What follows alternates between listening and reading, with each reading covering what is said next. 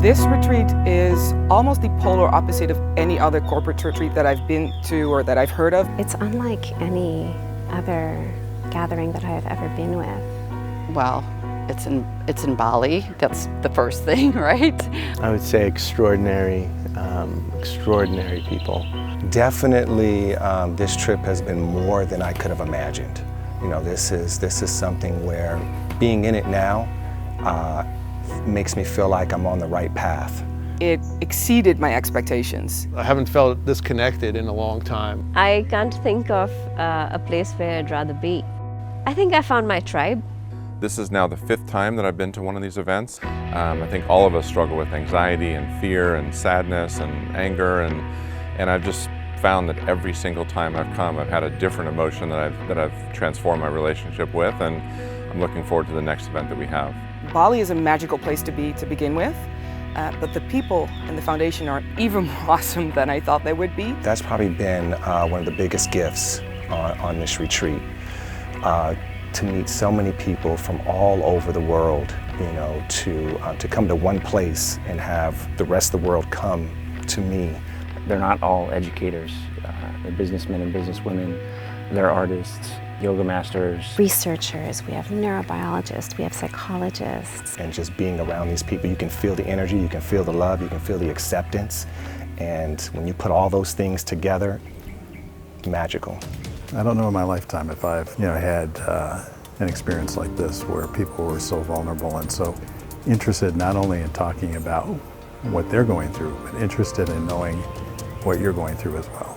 You have to be open to be here and participate. You have to have an open heart. You have to be open with yourself. And it's totally safe here because everybody's doing that, right? It makes it really easy to step into scary places. Well, initially when I heard retreat, I'm thinking, okay, some team building activities and then some workshops, lecturing going on.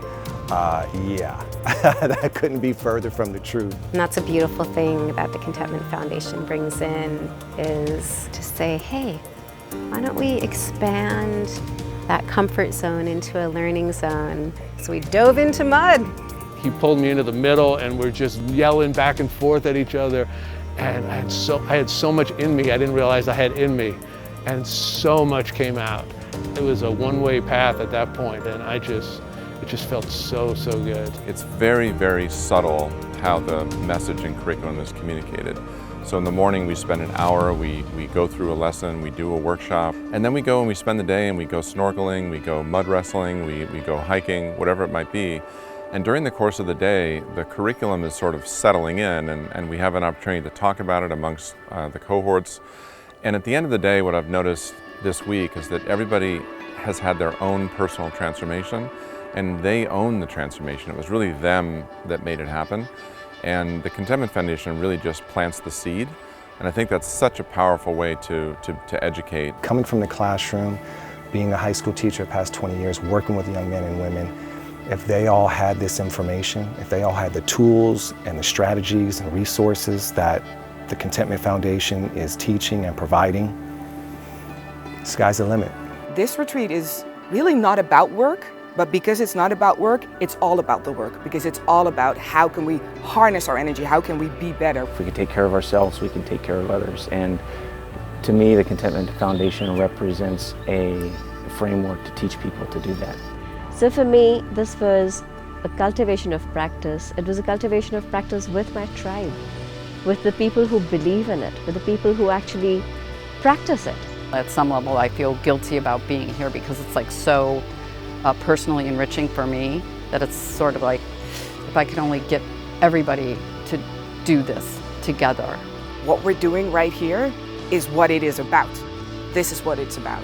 So what we're doing is trying to make the world see that if we can get together and we can have these meaningful conversations with each other, then we can fundamentally disagree, but we can still all be well. So how do you bring this into the real world, right? How do you come down off the mountain, come down from the temple with the monks and like bring it back to the village? One child, one adult at a time.